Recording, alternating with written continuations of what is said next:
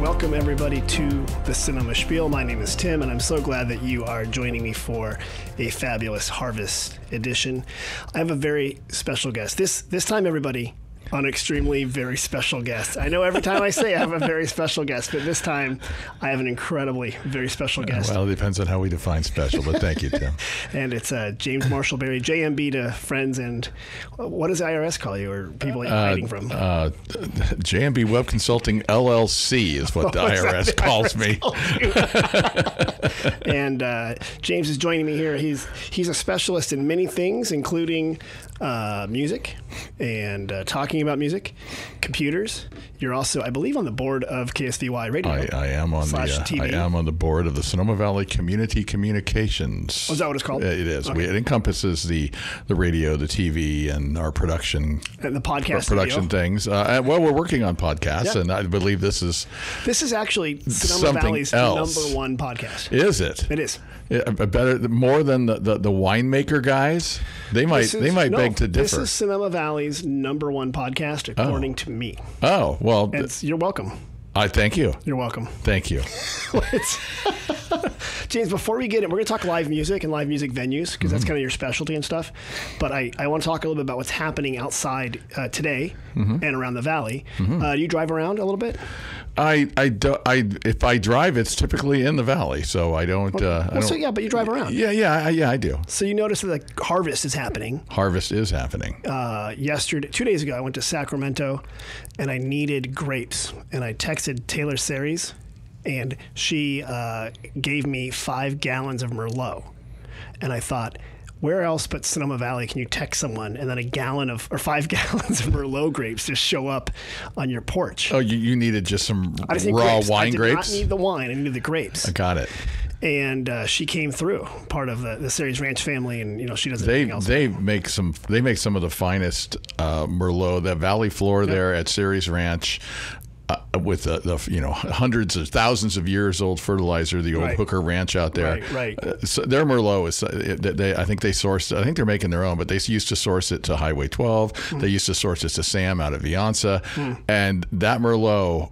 I used to drink it because I wasn't a big Merlot fan, but I would drink that and I'd be like, where does this come from? And it was Series Ranch and Merlot. The answer is between Glen Ellen and Sonoma. That's where it comes from. Right there. Well, she got me a 5 gallons of it without even blinking an eye. That's what I love about Sonoma, is that stuff's harvest is happening, and a lot of people know about that. Just today, I was out at the Sonoma Plaza. You been there? I've been there. The Grinstead Amphitheater. Which you've played many times. They have this group out there. There's music on the go, and there's this concert series that's been happening there. And I heard some people, Kimberly Gold and Rich Armstrong duo. This guy played guitar, drums, and flugelhorn. You need a flugelhorn player to really be considered a proper act. You got to these do days. it. She played guitar and stuff like that. And what was really nice, though, is the amphitheater. There's this pop-up music concerts that happen, and they've been going for a little bit of time there. I don't know if you've played the amphitheater, because I've seen you in some of our concerts. Yeah, we've done that. But you know what? I've discovered just walking around the plaza on the weekend, because occasionally I'll go down and enjoy an ice cream and wander around the plaza and do the touristy thing. And you have random people that come with their batteries and a keyboard. There's a kid that shows up there and just plays songs, old Beatles stuff, and and he's got a whole audience there. And he's like, I don't want tips. I'm not doing this for money. I just think that there should be music in the park. Yeah. I insisted he take money anyway. Well, that's what he does. And it's funny because I mentioned there's an accordion guy sometimes. There's a guy that was playing Neil Diamond stuff on piano. On a keyboard, not a full piano. Although if someone rolls out a full piano out there, oh wow, that'd be amazing. Well, there's that guy in Petaluma I know that had the Petaluma piano. Petaluma Pete rolls around on the piano and plays from here, there, and all over. So he does it. Well, we have the guy at the farmers market. I think his name is it's not Simon, but I want to you know who I'm talking about. The guy with the guitar, the Sonoma Serenader or something he calls himself. He wears cowboy boots sometimes. And he walks around. Is that the guy? And he plays, just sings songs. And no, he goes around the street, actually, not just in the farmer's market. He would go like on First Street. I've seen him, and it's sort of kind of a traveling Wilbury, as it were. A traveling Wilbury. So we're gonna other things before we go into music. Right. But I digress. But let's start. It's birds. Sugarloaf is having an avian series. They have people doing a 2-mile hike. You can go listen to birds. So are you into birds, James? You know, I've been lately. I've with COVID, everybody's staying in their yard. We stay in the front yard, and we've somehow inadvertently or on purpose created a haven for birds in our yard with the trees. We've got hummingbirds and blue jays and the mockingbirds, and there's a whole pecking order of them. It's actually, I'm more into birds now than I probably have ever been. It has nothing to do with your age because you're still 25. Well, yeah, I know young people who are into birds too. Way into birds. And actually, I think the apps, we were talking last week with someone, and she said there's an app called, I think it's called Merlin, where you can listen to birds and it'll tell you the type of that bird. Right? Oh, just from audio. You don't have to actually have a shot.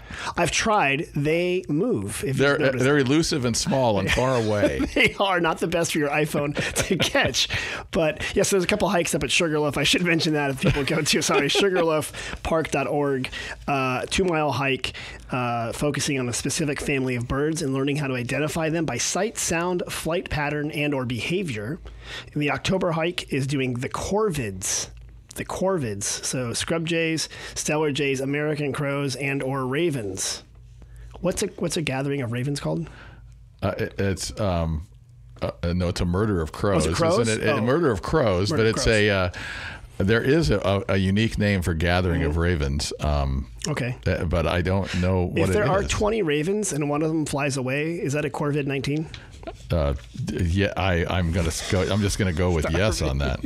And then in November they're doing woodpeckers, so that's kind of cool. Yeah. But the stellar jays I always wished I had them at my house, or like the blue jays with the mohawk. Yeah. We used to see them when we would go camping. Apparently they're up at a certain height. When you get to a certain elevation, that's where the stellar jays live. Like elevation, you mean elevation on a tree or like on the mountains? In height, in the mountains. So like like over 1,200 feet or something. So like I don't know what the Sierras or something like that. Oh well, like even in Sugarloaf. Okay. But you won't find stellar jays on the valley floor. They're not among the people. They're up there. They're not in the unwashed masses. They're up in the bird escalon. They are stellar jays. They are stellar. They were like normal, boring, average jays. You know, I have a fight. I'm at that age. Jays. I'm at that age now where I'm in a fight with some scrub jays in my backyard. Oh. Yeah. The blue jays are the gangbangers of the bird world. They are mean. They chase me. They will chase your cat. They are the meanest. I can't say the word. Yeah. And my wife's like, you should just make peace with them. I'm like, no, they tear up my garden. Oh, I've got beef with scrub jays. They will chase other birds away. They're the gangbangers of the bird world. They're so mean. Anyway, you can go and see those at Sugarloaf. Go to Sugarloaf Park and try. You don't have to be armed, but be aware of the gangbanger blue jays. But be winged. And this is October 15th. We had Arden here last week on the podcast, and we were talking on the Sonoma Spiel. We were talking about Pumpkin Day, and I've confirmed that they will have pumpkins that they will be launching in the trebuchet, which is a type of medieval siege engine, like a catapult, at Oak Hill Farm. October 15th is coming up. I saw Arden today at the Friday Farmers Market, which is the farmers market with farmers. On Fridays. Right. And, the Tuesday is the Tuesday night party. The Tuesday night city party. It is, with a little bit of kale. Yeah, and there's flowers. there's flowers. Oh, they do have berries. They have nice strawberries. Great strawberries. And the corn dogs. Blueberries sometimes. The Patch and Hector's Honey Farm sometimes. Yeah, it's a good market. It's a good Tuesday gathering. Tuesday night is actually a party. Yeah, it's a Tuesday night and party. Friday, which when we're taping these, the Friday Farmers Market is actual farmers. And there's also a pretty good coffee vendor, I hear. Oh, Tim Yeehaw Coffee? Is that Coffee? Tim? Yeah. Yeah, he actually edits these podcasts. Oh, does he? No, is it Tim Benton or is it Benton Vaughn that edits? Timothy Benton. Oh, okay. Of Yeehaw Coffee. Well, and the Friday is nice because the restaurants, a lot of them, they used to, I think they still do, they go and they get their produce and they plan their menus around what's available. Absolutely. At the local fair. Still a lot of tomatoes going on. The gourds are coming in. The Patch had the big old tomatoes going on there. Oh yeah. It is great to see the chefs from like El Dorado. I'm sure the people from Valley are over there. They're just going there picking up food. Taub walks over there. Nice. So, yeah. I mean, do you walk over there? No, it's a long walk for me. I should walk over there according to my heart doctor. Would you like a bicycle? You can rent a bicycle from Sonoma Adventures. Wine Country Cyclery. That's a good idea, and I would do that. But every bone in my body that I have broken over the years has been on a bicycle, and I've broken all of them except my back. So I do not. Me and bicycles do not. legs, arms, collarbones, skulls. Segway is out.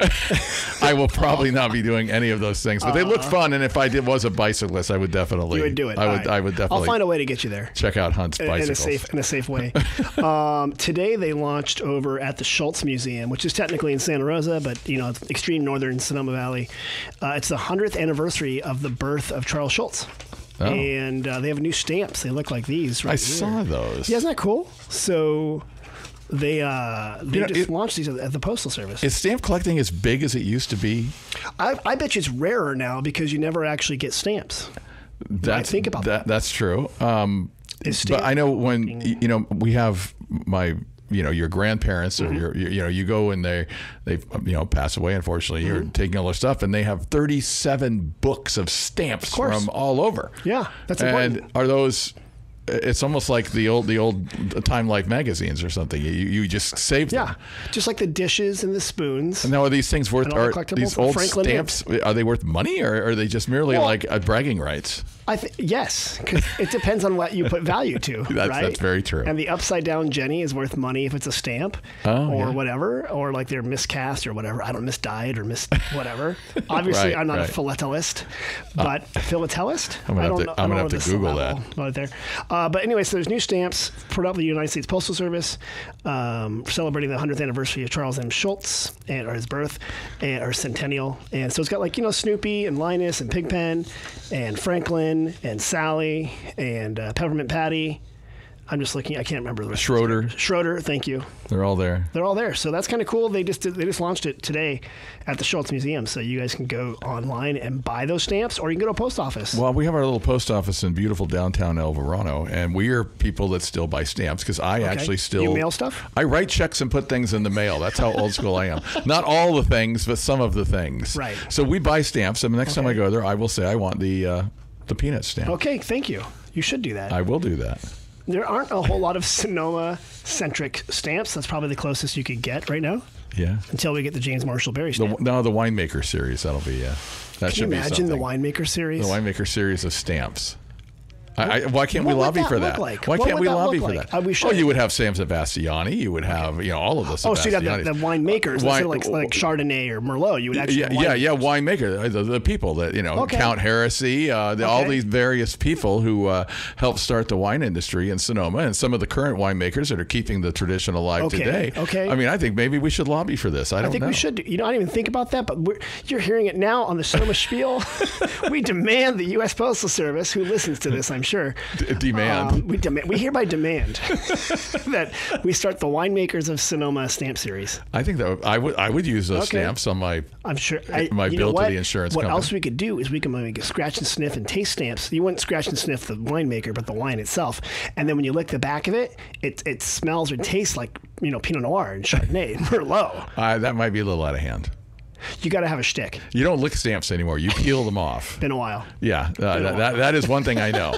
Envelopes too. Envelopes. My wife refuses to have envelopes or stamps that you have to you stick them.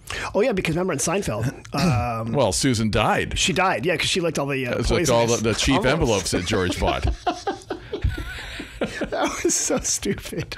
Okay, I'm not here to talk stamps with you. No. Although I'd like to. You're fun to talk to. Well, we could go on about birds, too. Or birds. I want to talk about live music. Because you're a musician. I am. And people say that. It's like, oh, are you a musician? And I consider myself a performer. Musicians to me are people that write songs, that compose, that read charts. Okay. To me, that's a musician. Guys like Isaac Carter, Sean Carskadden, people that write their own music. I'm very good at performing music. So So what do we call you? Like a music player? Performer. Performer. Yeah, it's no different than an actor. I didn't write the play, but I'm acting. Okay, I like that. So musician in your mind is somebody who writes. But it's under the big umbrella of musicians, and that's what most people say. But to a lot of people who are true musicians, that is their art and their passion. And I love playing music, and it's great, but You know, I haven't written an original song in 45 years, but I do 8, 6, 7, 5, real 9 very well. Tell me though, there are some songs that you wrote as a teenager that are out there. Some of the I was very good at writing and arranging music. Okay. I wrote some of the stupidest lyrics ever penned in a song, I am sure. So there probably are none of those out there because we had people that were quote singers. Right. You know, this is when we played in metal bands, so right. The singing that was involved in that in the 80s was a lot of screaming. But I was very good at producing and arranging the songs. There would be 9-minute epic things. It's like, we got to make this, verse, chorus, guitar solos, verse, chorus. Yeah, I thought success in a metal band is it's like 3 chords, 3 minutes or whatever. Well, that was AM radio. Yeah, verse, chorus, bridge, verse, chorus, and 3 minutes and 20 seconds is about all you're going to get. Right. But then FM radio came along and Inagata Devita, and it changed all that. And then prog rock happened. And boom. Lots of things happened. But yeah, technically I. Okay, so you're a guy that plays music. A guy that plays music. What instruments do you play? I play guitar and bass, and I sing. Okay. You don't play drums? I do not, and I have tried. I can play one beat on the drums. Just one single beat, one. Yeah. It's the AC/DC beat. Okay. Like if you pick an AC/DC song, I can probably cop that. Really? Is that why they've had 5 drummers or something? No, they've only had 2. Well, they had the one that was in jail for a while, so they had to have another guy. So I think I've had 3 total. Okay. But which we should talk about. So you play in a lot of bands locally. I swore I wasn't going to, but now I'm in about 5 bands now, yes. You're in an AC/DC tribute band or cover band? AC/DC was a tribute act because we only play AC/DC songs. Okay. We get people that come up to us and go, play some Ozzy. And it's like, dude, we're an AC/DC tribute act. You're the illegitimate They're horribly AC/DC. disappointed. Yeah, the illegitimate AC/DC. Which is awesome. Well, it's a fun act. And I've got there's great players. Our singer, Will Cotter, is off the chart. Yeah, I mean, he, without him, we're old guys playing AC/DC songs, which we do well. If you'd have told me in 1977 when I was learning these songs for the first time in my bedroom when Power Age came out to my vinyl album that someday people would pay me to hear me play these songs, I'd have laughed heartily. But here it is, and I can't. It's great because I love those songs. People seem to like them. We go over well. It's a fun act. Yeah, you're very popular at the Sonoma City Party and different events that are here locally. Yeah, it's nice. A big following.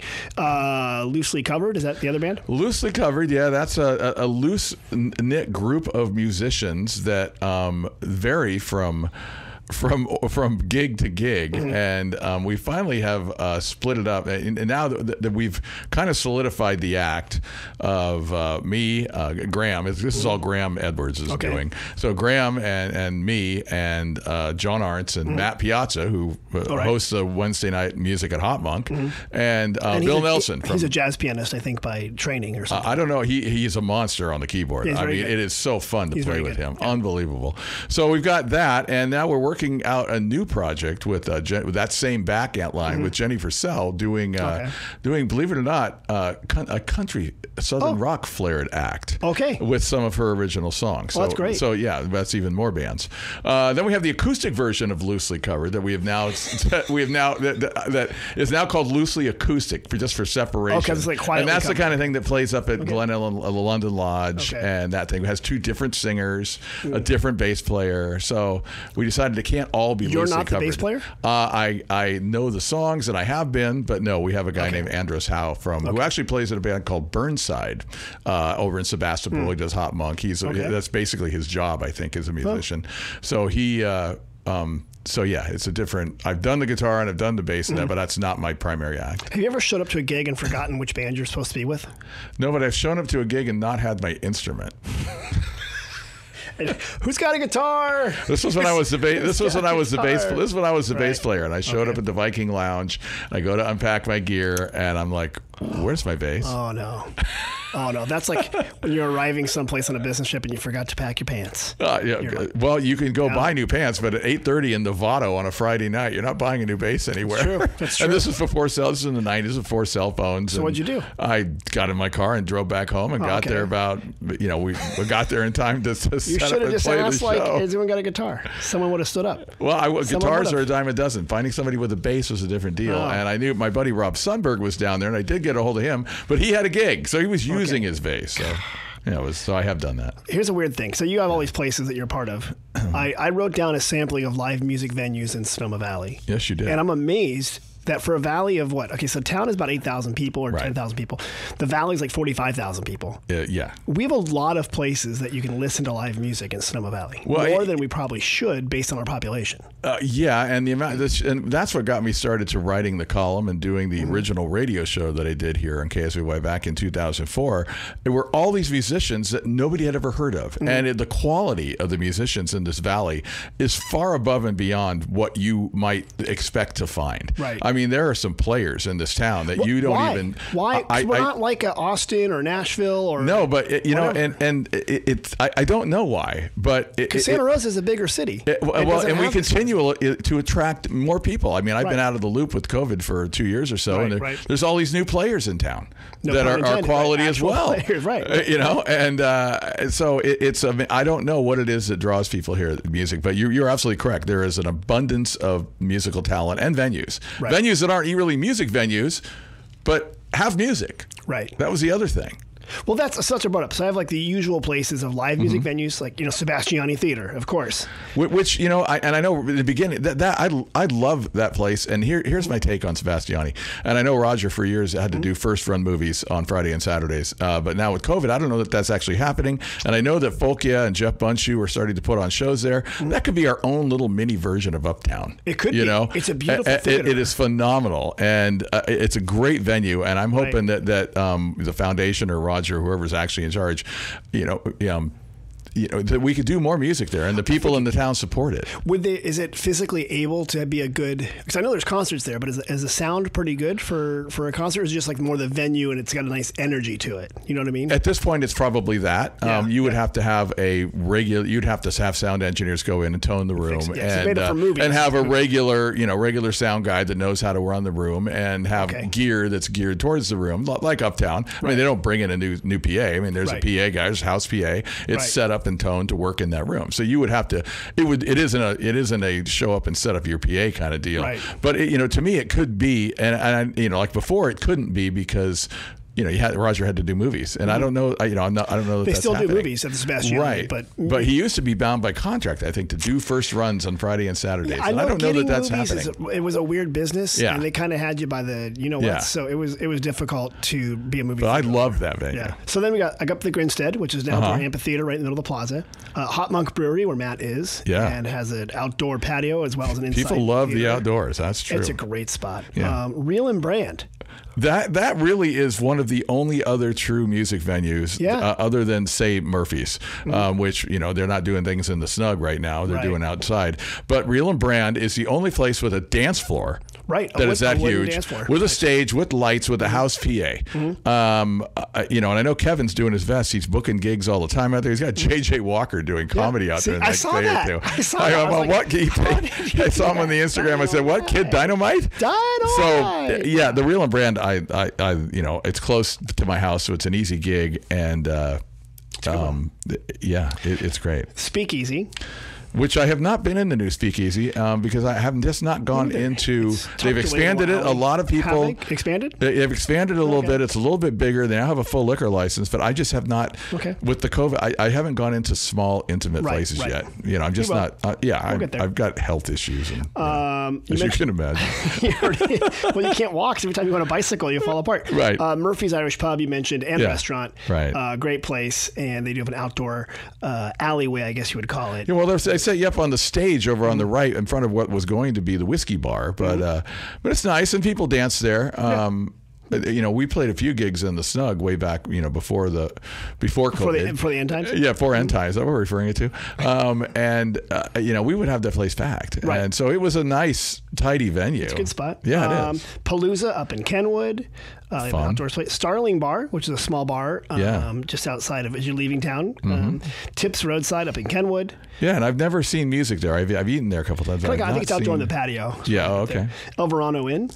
which is quickly becoming the best kept secret on a Sunday night. Who's bringing stuff out there? Well, Bob McBain, who is the keyboard player for everybody, he's been doing this Sunday night jam thing, and it's really started to pick up steam. You got cats coming in from Napa, from Healdsburg. Yeah, I'm starting to see. And there's taco trucks out there now, and it is packed. And they do it outside. Right. Outdoor music's hot right now. It is. I'm wondering what's going to happen in a month when it starts raining. It never rains and gets cold in Sonoma Valley because it's the Sonoma Spiel. I just want to let you know that. Oh no, yeah, it's true. Well, then that won't happen. It only rains at midnight to 6 a.m. Quietly, the Sunday night jam at El Verano Inn is becoming the hidden thing.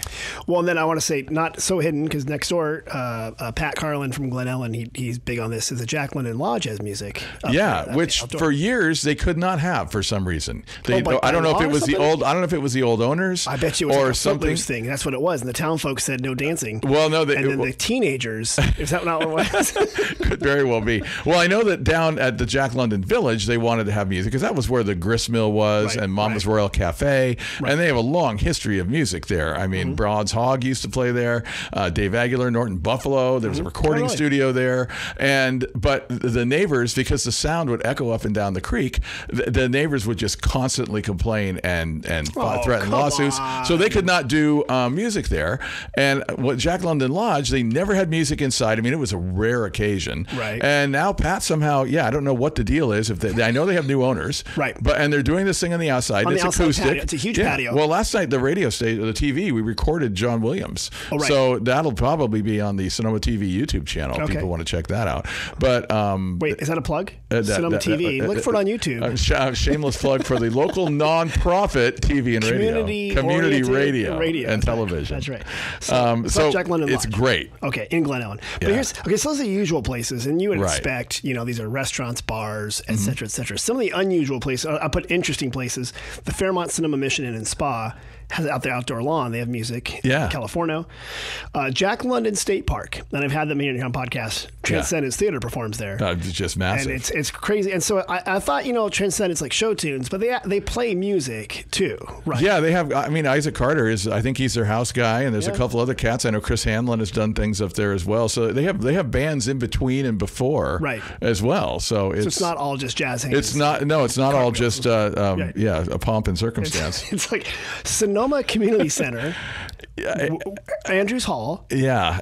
They do have musicals in there. They don't really have musicals. They used to have bands, and the neighbors didn't like it, and one of the previous incarnations agreed to not have music past 8 o'clock or something like that. And that killed any chance. We used to play that. We played the Obama inauguration twice with my band, the Berry Brothers. Did he show up? Obama did not, but he was on the big screen, and he did wave, and we're pretty sure it was to us. He was waving at you. But there used to be gigs there all the time. Okay. We were done at 11, Maybe and the neighbors, one can hope. Maybe a silent disco. So maybe the Lawrence Welk Show Part 2, because that usually ended by 8 o'clock, I think. I don't know. I'm just showing my age there. Yeah, it could be. Tuesday Night Farmers Market, you mentioned music. There's always a band. Always a band out there. Kivelstadt Cellars has bands. And I've not been out there. I've heard they have really improved the back area. I gotta go look. I've had a couple people want to go out there, and apparently it's reservation. So they've tried to go out there. It's like, no, we're booked. Wow. So it's very popular. Yeah, very popular. I know people that play there. One place that is also up and coming that is interesting that isn't on your list here is Cornerstone.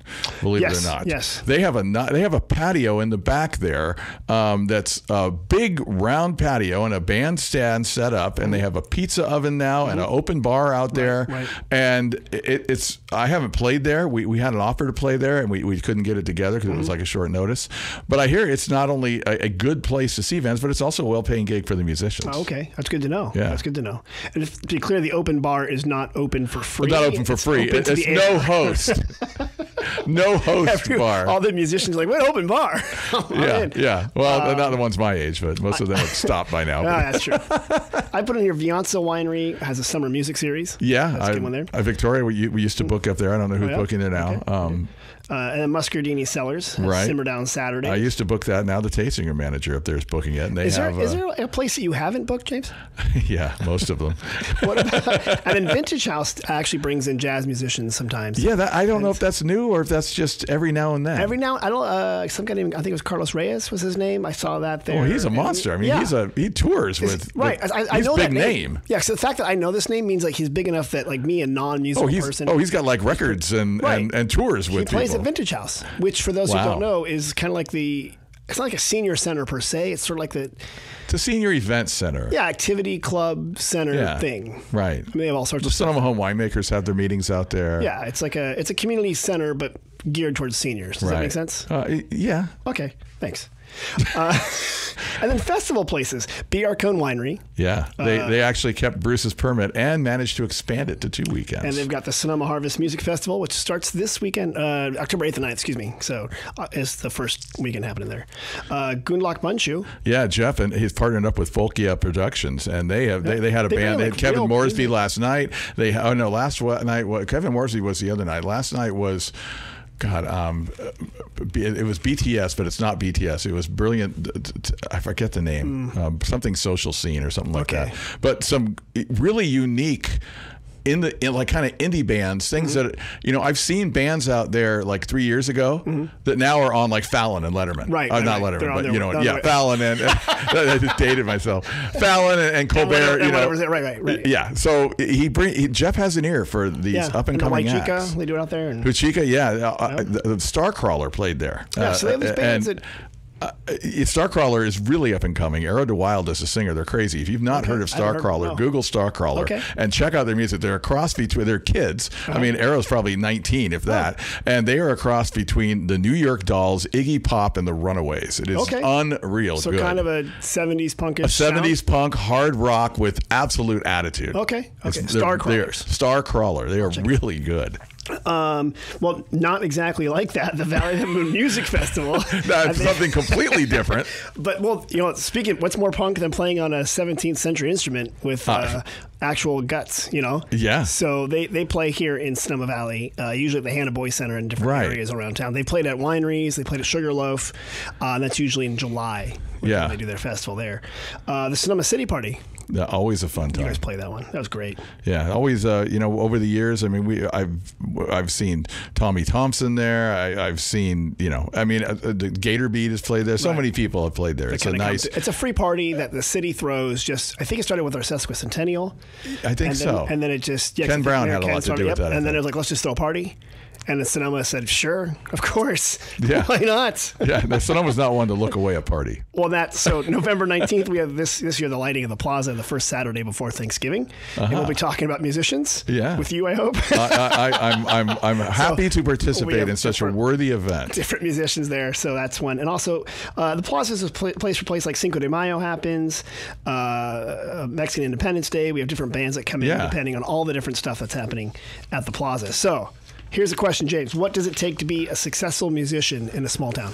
Or a music player, or whatever we're calling it. Perseverance. I mean, there's a lot of people that insist that the sheer amount of quality musicians and they're wanting to play and playing for whatever they can get degrades the value of what a music performance is actually worth. If you've got a bunch of people that are willing to pay for $50, then why am I paying this guy $350? Whereas there are some musicians, it's like, don't play for free, don't play for for next to nothing. Value your music and charge appropriate for it. Right. But then there's that fine line of, we'll just hire a DJ, or I'll just plug my laptop in. You got the so do you do no gigs because you're stuck on a pay line or not? Right. And success is how do you measure your success? I mean, is it playing lots of venues, or is it playing the songs you want, having people enjoy you?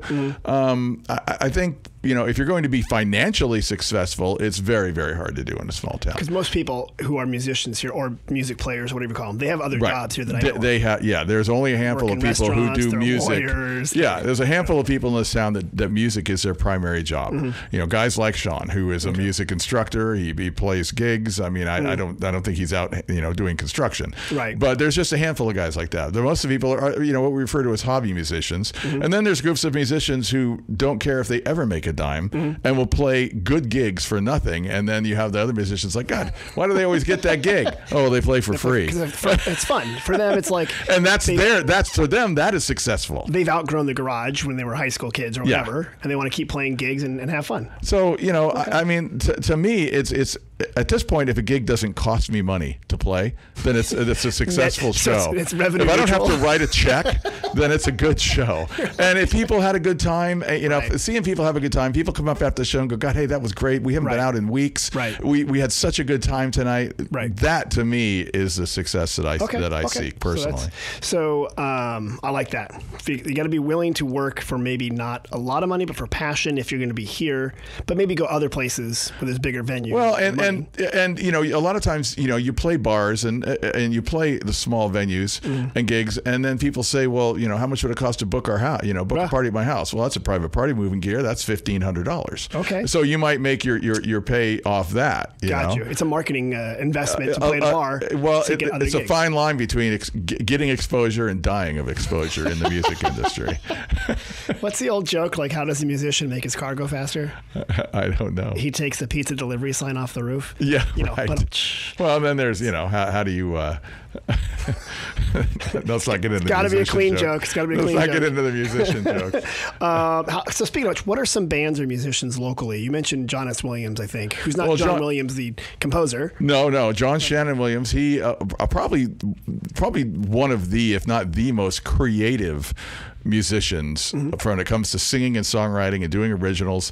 He was in 10 Foot Tone. He was in Driven. They were strictly originals. And John, for years, refused to play any cover songs.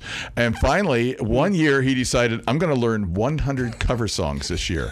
And you'll catch him out in front of Whole Foods. If you see a guy playing in front of Whole Foods, that's John. He'll set up there with his guitar, and he's going to learn 100 cover songs. Oh, he did already. This was a few years back. Right. So he learned 100 cover songs. He can play anything now, 2 songs anywhere. A week. And he, so he is phenomenal. Any of the acts that he's in are always he's a fun. very good singer. He also plays guitar. Yeah, we've got, Jamie Jameson. Dennis Cordelos. Jamie's boyfriend and guitar player in the band.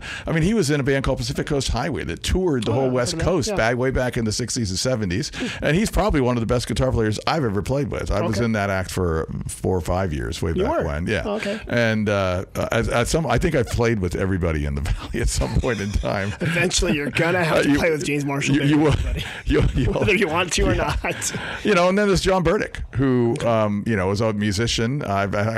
I penned a piece on him for Sonoma magazine years ago. It was interesting to hear his history.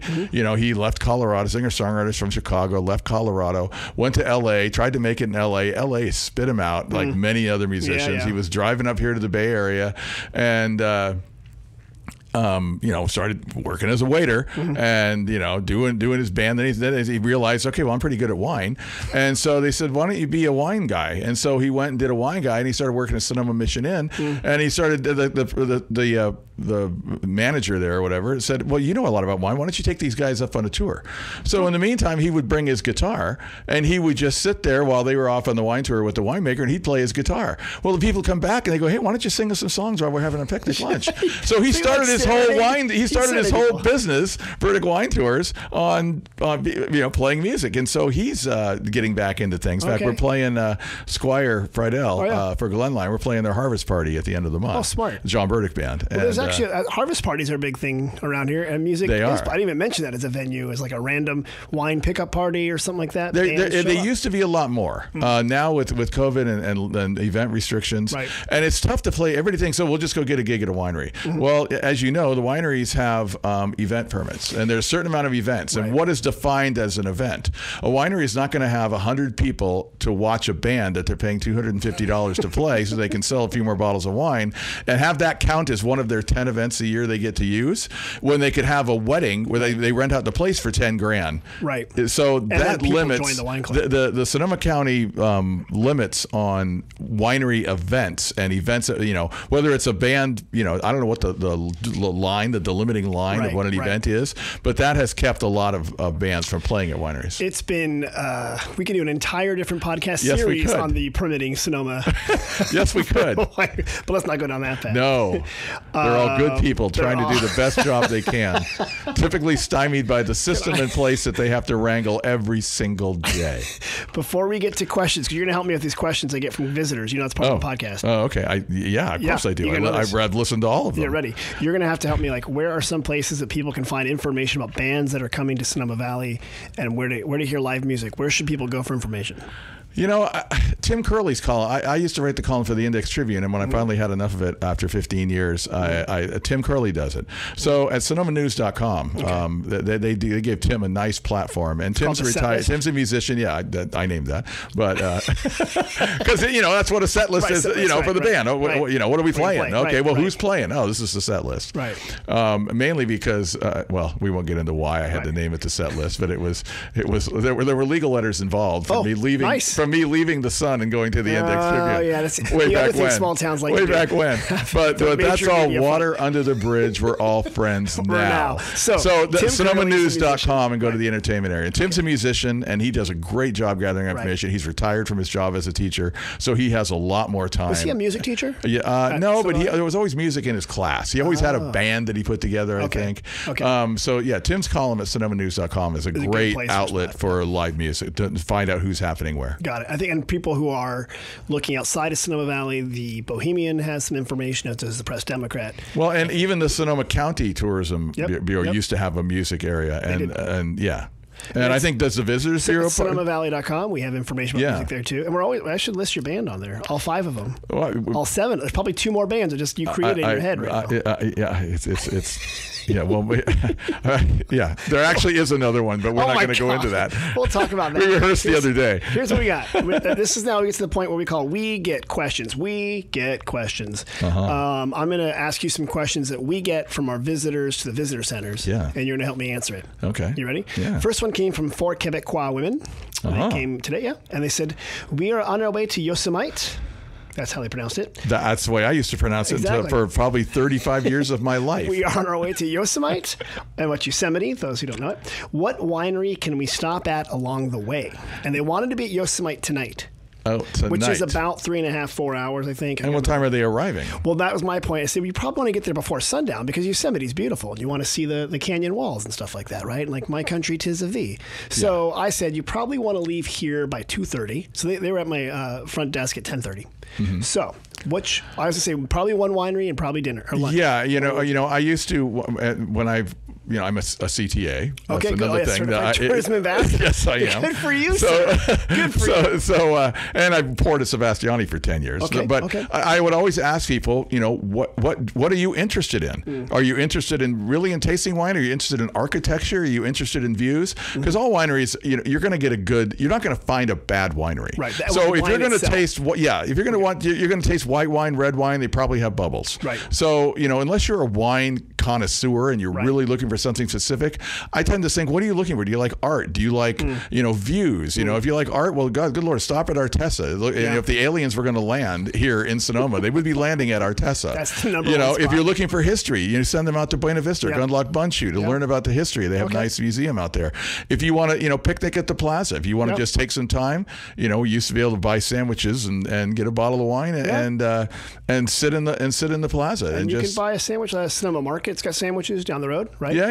Broadway Market. Broadway Market. Broadway Market is we don't want to have favorites, but we're going to talk about that actually because that's one of the questions we get. So hold on. Okay, I'll hold that thought. So I like that, and I mentioned they wanted to see a vineyard, so I said, you're going to see a lot of vineyards on your way there, believe it or not. If they wanted to learn about vineyards, there are places where why are there rose trees why are there rose bushes at the end of the vines? They smell good. No, they are the canary in the coal mine. If the rose roses get particular bugs and pests, they can look at that and go, oh, there's a problem in this area of the vineyard, and they know to treat the vines. Okay. Yeah, you do know your stuff. Well, either that or that's a blatant lie, one of the two. You'll have to look it up. So that's good. I did also mention Gun Bun because I said it was kind of on the way out if they were heading that direction, heading southeast. It kind of depends on what they want to see. Right. You know, because you'd be hard-pressed to find bad wine in this valley. I like that. That's a good one. You're hard-pressed to find bad wine. I've learned that from you. In fact, that would be a challenge. Find me some bad wine. You're not going to. We're going to do the crappy Plonk podcast. Yeah, find me some Tanker Truck Plonk quickly. All right, here's a question we got from Facebook. I've heard that Ubers can be hard to find, or any kind of, taxi thing. What's a good way to get around Sonoma if you don't want to drive? Well, if you're a senior, there's a great network of senior ride programs available that I know Ken Brown takes to get around, to get here to the radio station and things. Before the end of times, I never had a real problem getting an Uber. There's a lot of people that drive Uber here in the valley, and there's a couple taxi places as well. Taxis. There used to be, and it used to be Vern's, and then it got sold, then it was something else, and then they had an app, and I really don't know what's happening with that. But I don't. So Sonoma Taxi still exists. I believe that it does. It does. Yeah. And but I, 2.5 years ago, I didn't have I didn't have any more problem getting an Uber here than I did in, say, Portland. I think the issue is when people go further out and they realize their phone doesn't work when they're up on Moon Mountain. Like their cell phone service doesn't work. That's true. So what I always say is you schedule your pickup. Schedule your pickup, because you can usually get your cell service, your Wi-Fi is good in town, but when you're further up in the valley, or if you're outside Sonoma Valley in Sonoma County, out in West County, or some other places, you might not have the best service. So just pre-schedule. Well, or ask the tasting room to help you. And there's a lot more Uber drivers in Napa, and Napa is all of a 16, 17-minute drive from Sonoma Plaza. So you're not going to wait a long time. Right. I'm also saying you can, not for you, now that I know your history, but you can rent a bike, or take a bike, or take the free bus shuttle. Right. Or walk if you're in downtown Sonoma. Oh yeah, everything is walking distance. Right. I could have walked here if I wasn't late. I wasn't going to let you. Yeah. Well, but just don't let me on a bike. Did you take walking? I can still do. Thankfully. Forgot. Okay. We got this question from someone at the visitor center. What's a restaurant where the locals go? Which is hard because it's like all the restaurants are where locals go, but you mentioned one just a second ago for lunch. Yeah, now I've forgotten Broadway Market. Yeah. It's not really a restaurant. It's a good place to get sandwiches in the plaza. Right. I think a lot of I like to go to the Picasso, the original Picasso out there in Arnold. I love their burgers. I think there's a reason those are they really win. good burgers. I think they win. I always get the double with the spicy Picasso sauce. Do you? I think, and there's another new place that's right there down the road a little further, called Delicious Dish. Yes. That used to be where it used to be. If you lived here any length of time, it's where Rob's Rib Shack used to be, and a couple other iterations of after that. By the way, you just did the most Sonoma thing again. You reference something by something is no longer there, but was there 15 years ago or longer. Because that's what I remembered. It was that for so long. It's like, at least I'm not calling the Jack in the Box the A&W. So, okay, thank you. or reference to Dragon's Pit, where the child care place is now across from the high school. But where the locals go, the locals tend to shy away from the plaza on the weekends, but you can, on a Tuesday morning, you could probably catch plenty of locals at the Sunflower. It is funny. I love the Swiss Hotel. The Swiss Hotel, rumor has it that back in the day, they would decide who the mayor was going to be in the back of the bar at the Swiss Hotel. Then they'd have the election. Vote early, vote often. That's just a legend. Allegedly. Allegedly. So I still go to the Swiss Hotel. I may go there after this podcast. Really? I don't know. Just walk, ride your bike. No, I will drive. But okay, thank you. Don't fall over. I won't fall over, and I won't get pulled over. Well, that's the final. We kind of mentioned where's a good place to eat lunch on the plaza. You just mentioned Sunflower. Good back patio. It's and it's in line with prices everywhere. Creekside Cafe is really where a lot of people would go to for brunch, which is very reasonably local price. Springs. When you move to the plaza, everything costs more on the plaza. Rent is more. You're paying plaza prices. Right. And the people that work on the plaza, get plaza wages. So everything costs a little more. Well, Mary's Pizza Shack, though, the Slice Shack. The Slice Shack. A slice of pizza. I do okay. And I hate to say this, they have hotter ovens at the Slice Shack. Say that 4 times. Then the normal double. Yeah. So the crust is crispier because their ovens are hotter than the pizza ovens at Mary's. You heard it here first. For the crispiest crust. Allegedly. Go to for the allegedly crispiest crust. Go to the Slice Crispier. No, I don't know about crispy. I'll tell you what. If you want to know from pizza, you talk to a musician. So yeah. No, we're experts at cold pizza and cold raviolis in a tray with the help in the back of the kitchen. That's what we get. A sandwich in a box that might be expired. Oh, knock it off. You're like it's a long way to the top, sir. If you I enjoy cold food after the show. I can't eat before. James, you're wonderful. Thanks for coming along and talking music. This is fun. Again, if people want more information about your bands, can you have a couple different websites? How can they find out which band? Well, we have acdcsonoma.com. Okay. And that's the big one. And then Loosely Covered, LOOSEOY covered.com. Okay. And those are probably the only acts that actually have a website. You know, doing the John Burdick thing. Me and Oscar are doing something with a new bass player, Felicia, young up and coming female bass player that you don't find, who has not been ruined by music. So that's kind of nice. Good, yeah. She's very good. And so we're actually doing this. Sebastiani is having an afternoon series on Sundays. Theater? No, the winery itself. The winery, okay. On the lawn. It's Sundays 1 to 3, and they just did this. They just started this month, and it's going to go through October. Okay. So we managed to get a gig out there on the 23rd. Okay. But there's music there on the winery because Friday nights used to be the big thing over there. Yeah, I remember that. And they before the end of times that all ended. Right. So now they're doing it on the lawn out front. They have that deck off to the left, and you can enjoy a nice bottle of Sebastiani wine. And you'll be there. We'll be there on the 23rd. JMB and the Big O. Oscar was we played guitar together in Backtracks. Thank you for clarifying. Way back. Yeah. So if you want more information about that, go to ACDC Sonoma or looselycovered.com. Yeah. And then if you want to listen to the best radio station while you're in Sonoma Valley, KSVY.org. KSVY.org. You can stream, you can download our app, or you can catch us at 91.3 on your FM dial. Or these days it's not a dial, on your FM button that you push. Your FM button. From Kenwood to Carneros, KSVY, the voice of Sonoma Valley. And James, thanks for stopping by. Thanks for having me. For everybody else, before you go too far away, make sure you subscribe to this podcast. Tell your grandma, tell your kids to listen. And if you want more information about Sonoma Valley, deals, special offers, free visitor guides, go to sonomavalley.com. We'll see you in Sonoma soon. Thank you.